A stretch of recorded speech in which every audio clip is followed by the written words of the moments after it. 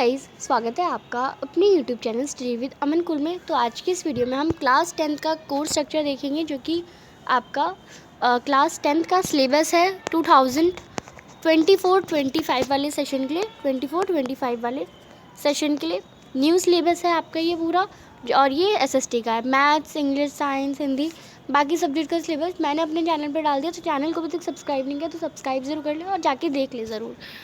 तो सबसे पहले हम हिस्ट्री का देखेंगे। हिस्ट्री की बुक का नाम आपका India and the contemporary world है, और हिस्ट्री से आपका पूरा 20 नंबर का पेपर आएगा।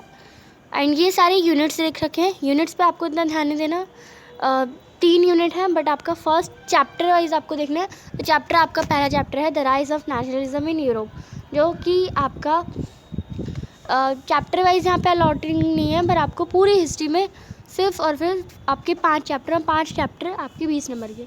तो मान के चलिए कि हाँ 5-5 नंबर का एक चैप्टर है, बट नहीं, हिस्ट्री के जो पहले दूसरे चैप्टर है वो ज़्यादा मार्किंग में आते हैं। पहला चैप्टर, दूसरा चैप्टर और 5वां चैप्टर बहुत मार्किंग में आता है, तो हम इन्हें 6-6 भी एलोकेट कर सकते हैं। तो ऐसे आपको देखना है। बाकी तीसरा और चौथा इतना इंपॉर्टेंट भी नहीं है और इतना आता भी नहीं है। तो पहला चैप्टर आपका the rise of nationalism in Europe आपका, then second chapter nationalism in India, then third chapter making of global world. अब मेकिंग ऑफ ग्लोबल वर्ल्ड में थोड़े बहुत चेंजेस हैं।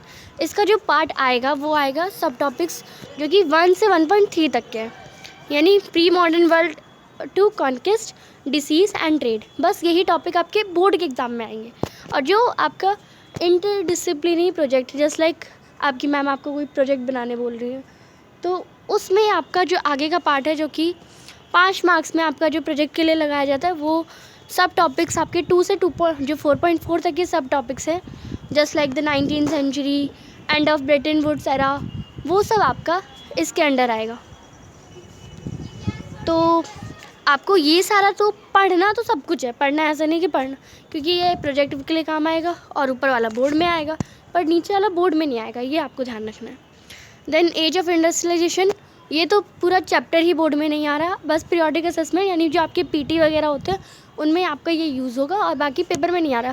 तो तुम इसे ना भी पढ़ो तो चल जाएगा, पर यूटी के लिए पढ़ना पड़ेगा। तो यूटी के लिए आप 2 मिनट की जो बस लेक्चर देख लो, यूटी दे दो, क्योंकि पेपर में तो आ ही नहीं रहा, बस ये आपको ध्यान दे। Next print culture modern world आपका 10, यहाँ पे ये टोटल 20 नंबर का आपका पूरा हिस्ट्री से आएगा। 18 नंबर का पेपर होगा और 2 नंबर की मैप पॉइंटिंग होगी, और मैप पॉइंटिंग 2 ही चैप्टर से आती है, rise of nationalism in India या नेशनलिज्म इन यूरोप या नेशनलिज्म इन इंडिया। उसमें से भी कैलकाटा वगैरह जब आप पढ़ेंगे ना, तब आपको मार्किंग, मैप पॉइंटिंग वगैरह समझ आ जाएगी, क्योंकि और मैंने चैनल पर डाल भी रखी है, आप देख भी सकते हैं जब आप पढ़ना स्टार्ट करें तो। देन ज्योग्राफी में आपका पहला चैप्टर आएगा रिसोर्स एंड डेवलपमेंट। ज्योग्राफी भी आपकी पूरे 20 नंबर की आएगी, उसमें मैप भी इंक्लूड होगा। देन दूसरा चैप्टर आपका forest and wildlife resources. Then तीसरा चैप्टर आपका वाटर रिसोर्सेज। चौथा चैप्टर एग्रीकल्चर। 5वां मिनरल एंड एनर्जी रिसोर्सेज। 6वां मैन्युफैक्चरिंग इंडस्ट्रीज। 7वां chapter lifelines of national economy, जो कि सिर्फ आपको चैप्टर को नहीं पढ़ना, इसकी जो मैप का पार्ट है, इसमें से life lines of national economy में जस्ट लाइक रेलवे कहाँ से जाती है, नदी में कौन कौन सी, और पानी के थ्रू कौन कौन से जहाज़ जाते हैं, मतलब ये सारी अलोकेट करना होता है। एयरलाइंस वगैरह की कि पटना में कौन सी एयरलाइंस है, तमिलनाडु में कौन सी एयरलाइंस है, वो बस याद रखना है आपको। तो ये एलोकेट करना आता है, 2 नंबर का होगा ये भी। और बाकी आपका जो इंटरडिसिप्लिनरी पार्ट में आ जाएगा, बाकी पीरियोडिक टेस्ट में ये वाला चैप्टर इंक्लूड होगा। तो 17 का पूरी ज्योग्राफी होगा, और ज्योग्राफी में से 3 नंबर का मैप आता है, हिस्ट्री में से 2 नंबर का मैप आता है। तो हिस्ट्री में 2 नंबर का मैप था, यहाँ पे 3 नंबर का मैप है। नेक्स्ट चैप्टर नेम, और इसमें ही मैं बता दूँ तो इसमें सबसे ज़्यादा मिनरल्स एंड एनर्जी रिसोर्सेज से आता है, और मैन्युफैक्चरिंग और लाइफलाइन ऑफ नेशनल इकोनॉमी से ही मैप आपका ज़्यादातर आता है इसमें। नेक्स्ट पॉलिटिकल साइंस, जिसका बुक का नाम आपका democratic and political part second है, वो भी आपका 20 नंबर का ही आएगा। पहला चैप्टर है पावर शेयरिंग। सेकंड चैप्टर है फेडरलिज्म। तीसरा चैप्टर है gender, religion and caste. Then 4th chapter आपका political parties, and 5th chapter outcomes of democracy. और यहाँ पे पीरियड्स एलोकेट करे हैं कि कितने पीरियड में आपको ज़्यादा से ज़्यादा पढ़ाया जा सकता है ये चैप्टर। यहाँ पे कोई मार्किंग नहीं है कि हाँ 15 नंबर का ये है, 12 नंबर, इतना बड़ा थोड़ा पेपर है आपका, 20 नंबर का मार्क ही होता है। देन आपकी इकोनॉमिक्स आती है। इकोनॉमिक्स में आपका अंडरस्टैंडिंग इकोनॉमिक डेवलपमेंट आपका बुक का नाम है, बुक आपको ये लेनी है। इसमें पहला चैप्टर डेवलपमेंट आएगा, दूसरा सेक्टर्स ऑफ इंडियन इकोनॉमी, तीसरा money and credit, fourth chapter है ग्लोबलाइजेशन इन इंडियन इकोनॉमी। और जो कि इसमें इसका जो चैप्टर के बोर्ड में क्वेश्चन आएंगे वो ग्लोबलाइजेशन क्या है और फैक्टर जिसमें ग्लोबलाइजेशन डिपेंड है। बस यही दो क्वेश्चन या इन्हीं दो टॉपिक से क्वेश्चन आएंगे। और बाकी जो टॉपिक्स हैं जैसे like production across the India, Chinese toys in India, world trade organisation, struggle of fair of globalisation, तो ये सारे एज अ इंटरनल असेसमेंट या पीरियोडिक जो आपके पीरियोडिक टेस्ट होंगे उसके बेसिस पे ही ये सारे पूछे जाएंगे। तो ये सब आपको बोर्ड में नहीं आएगा, ये आपको ध्यान रखना है। एंड जो आपका 5वां चैप्टर है कंज्यूमर राइट, वो तो प्रोजेक्ट वर्क के लिए है, उसे तो पढ़ो ही मत, बस मैंने भी नहीं पढ़ा था जब मैं थी, तो यही होता है। नेक्स्ट यहाँ पे पूरा कंटेंट से बता रखा है कि क्या क्या आएगा और क्या क्या इंक्लूड करना है, पहले आप क्या क्या पढ़ चुके हैं, तो ये डिटेलिंग में आपका बस जस्ट सिलेबस पूरा लिख रखा है। इसकी आपको ज़रूरत भी नहीं होती, जब आप पढ़ाई करते हैं तो आपको समझ आ जाता है अच्छे से। यहाँ तक मैंने आपको पूरा बता दिया। और आपको प्रोजेक्ट बनाना हो तो कंज्यूमर राइट्स वाला पे या सोशल इशू या सस्टेनेबल डेवलपमेंट, इन 3 टॉपिक में से आपको बनाना होता है। और कंज्यूमर राइट्स पे ज़्यादातर बच्चे इसलिए बनाते हैं क्योंकि उस पर चैप्टर होता है, उसी में से देख के लिख ले लेते हैं। बट एज मेरा टाइम में गूगल था तो मैं गूगल में से ही देख के कर लेती थी, तो मैंने सस्टेनेबल डेवलपमेंट बनाया था क्योंकि वो टॉपिक को हम ज़्यादा फैमिलियर थे। तो जो आपकी मर्ज़ी होगी वो आप अपने टाइम पे बनाएंगे। एंड यहाँ पे मैप्स की लिस्ट दे रखी है, वो भी मैं आपको डिस्क्राइब कर दूँ।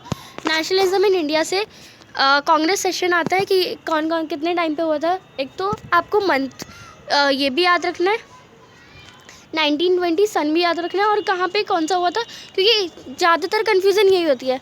आपको लिख दिया जाएगा 1920 में क्या हुआ था, कौन सा सेशन हुआ था, तो आपको ये याद रखना है कलकत्ता वाला या नागपुर वाला। तो ऐसे क्वेश्चंस बनाने का तरीका होता है, या नागपुर में कौन सा सेशन हुआ था और कब हुआ था, तो आपको याद नहीं रहेगा। आपको तो 1927 याद रहेगा, तो सन के साथ याद रखना होता है। तो यही कलकत्ता 1920 में ही नागपुर और 1927 में मद्रास सेशन। फिर सत्याग्रह मूवमेंट आपको याद रखना होता है। एक तो खेड़ा हुआ था गुजरात में, चंपारण हुआ था बिहार में, और खेड़ा गुजरात में क्यों हुआ था वो भी आपको पता होना चाहिए। चंपारण बिहार इंडिगो वर्कर्स के लिए करा गया था। तो जितना मुझे याद है मैं वो सब आपको बता रही हूँ, बिकॉज मैं साइंस वाले बैकग्राउंड से हूँ और मैंने आगे जाके साइंस ली, तो ज्योग्राफी वगैरह में थोड़ा भूल गई हूँ। तो आगे अहमदाबाद मिल वर्कर्स आपको देखना है। नेक्स्ट जलियांवाला बाग का आपको सबको पता है, जलियांवाला बाग का हत्याकांड पंजाब में हुआ, एंड कब हुआ ये भी आपका 1920 में हुआ, ये सब आपको याद रखना है। देन दांडी मार्च कहाँ हुआ था, गुजरात में सही जगह एलोकेट करना है। यहाँ पे अगर आप गुजरात आए, खैर ऐसा पार्ट है, और गुजरात का दांडी यहाँ पे है और आपने दांडी यहाँ मार कर दिया तो आपके तब भी आधे नंबर कट जाएंगे, तो ये भी आपको अच्छे से रखना है। देन ज्योग्राफी में रिसोर्स एंड डेवलपमेंट या मेजर सॉइल टाइप से आते हैं कि ब्लैक सॉइल कहाँ उगती है, तो ये पूरा इंडिया का ऐसे मैप है। तो ब्लैक सॉइल बीच वाले एरिया में ज़्यादा उगती है, तो बस ऐसे आपको शेड करना होता है। और ये बिल्कुल नहीं आता है, ज़्यादातर मैंने जितने भी पेपर एनालाइज करे, मैंने भी 10-20 साल के पेपर सॉल्व करे थे, किसी पेपर में सॉइल वाला क्वेश्चन मैंने नहीं देखा, तो आपको ज़्यादातर नहीं आता ये। वाटर रिसोर्सेज में लोकेशन एंड लेबलिंग ऑफकोर्स ज़रूर आती है, ये तो किसी एक का आ जाएगा। सलाल डैम कहाँ है, भाखड़ा नांगल कहाँ है, टेरी कहाँ है, राणा प्रताप सागर कहाँ पे है, सरदार सरोवर कहाँ है, हीराकुंड कहाँ है, नागार्जुन सरदार दे है, तुंगाभद्रा दे कहाँ है। तो कुछ जगह जस्ट लाइक आपको कर्नाटक दे दिया गया है, अब यहाँ पे कर्नाटक पे आपको वाटर रिसोर्सेज का डैम लोकेट करना है, ऐसा क्वेश्चन आ गया, तो आपको पता है हाँ कर्नाटक में तो तुंगाभद्रा है, तो आपको ये डैम के नेम तो याद रखने ही रखने हैं, पर आपको इनकी लोकेशन कहाँ रखनी है कि हाँ सलाल कहाँ पे है, भाखड़ा नांगल कहाँ है, भाखड़ा नांगल पंजाब में, तो ये सब भी आपको याद रखना है। देन एग्रीकल्चर में major areas of rice and wheat, तो ये भी ज़्यादातर नहीं आता है।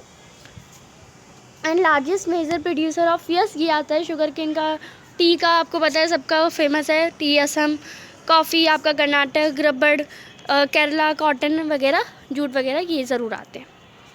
Next mineral and energy resources से मयूरभंज, आयरन ओर माइंस, दुर्ग, ये सब कहाँ पे, ये सब आता है ज़रूर। देन ये यहाँ से तो सारे इम्पोर्टेंट ही हैं। बेलाडिला, बेलेरी, कुद्रेमुख, कोल माइंस में रानीगंज, बोकारो, तलचर, नेवली, ऑयल फील्ड्स में Digboi, Naharkatiya and Mumbai High basin, Kalol, Ankleshwar. Then locate and labelling में पावर प्लांट्स में आपके thermal power plant just like Namrup, Singrauli, Ramagundam. Nuclear में नरोड़ा, ककरापारा, तारापुरा और कलपक्कम। नेक्स्ट मैन्युफैक्चरिंग इंडस्ट्रीज से ज़्यादातर लोकेट और लेबलिंग के लिए ही आएगा। कॉटन मतलब आपको एरो दे रखा होगा, आपको लोकेट करके लिखना है। Cotton textile industries just like आपको कॉटन टेक्सटाइल फेमस बतानी है तो मुंबई, इंदौर, सूरत और कानपुर, कोयम्बटूर। तो ये ज़्यादातर नहीं आती, जो आती है मैंने आपको एकदम इम्पॉर्टेंट बता दिया है। Then iron and steel plants के लिए दुर्गापुर, बोकारो, यस यहाँ से आता है। Jamshedpur, Bhilai, Vijayanagar, Salem. Software technology park, Noida, Gandhinagar, Mumbai, Pune, Hyderabad, Bengaluru, Chennai, Thiruvananthapuram. तो ये सारे, ये दोनों इंपॉर्टेंट है, ये आते हैं। देन नेशनल इकोनॉमी से ये ज़रूर आता है। मेजर सी पोर्ट्स, कनाडिया, मुंबई, मारमगाओनी, मैंगलोर, कोची, टूतीकोरिन। और ये आप देखेंगे ना तो पोर्ट्स है, तो ये लगातार ऐसे लाइन से आपको याद रखने होते हैं और ये लाइन से भी पूछे जा सकते हैं। देन विशाखापट्टनम, पारादीप जैसे लाइक कांडला हमारा गुजरात में है, फिर मुंबई और मारमगाओ आपका कर्नाटक आ गया, न्यू मैंगलोर, फिर कोची केरला आ गया, तूतीकोरिन ऐसे तमिलनाडु की साइड आ गया, देन चेन्नई, विशाखापट्टनम। तो ऐसे ये लाइन से ही जाते हैं इंडिया के मैप में। देन इंटरनेशनल एयरपोर्ट, जैसे मैंने अभी आपको बताया था कि अमृतसर में कौन सा एयरपोर्ट होगा, तो वो राजा सासी श्री गुरु रामदास जी। आपको ये पूरा नाम भी याद रखना है।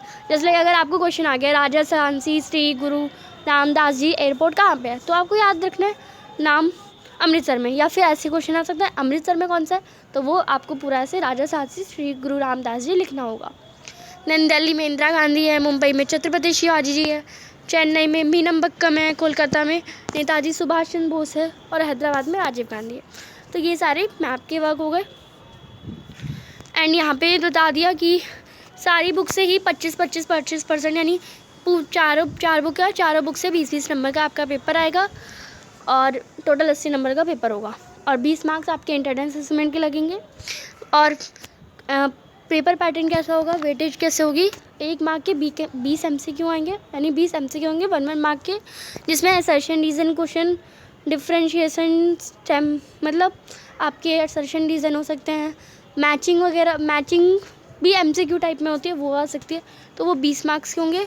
फिर 2-2 नंबर के 4 क्वेश्चन होंगे जो कि आपके 8 मार्क्स कवर करेंगे। फिर 3 नंबर के 5 क्वेश्चन होंगे जो कि 15 मार्क्स कवर करेंगे। फिर 4 मार्क्स की 3 केस स्टडी होगी, एक केस स्टडी 4 मार्क्स की, फिर ऐसे 3 केस स्टडी होगी 4-4 मार्क्स की, तो वो 12 नंबर करेगी कवर।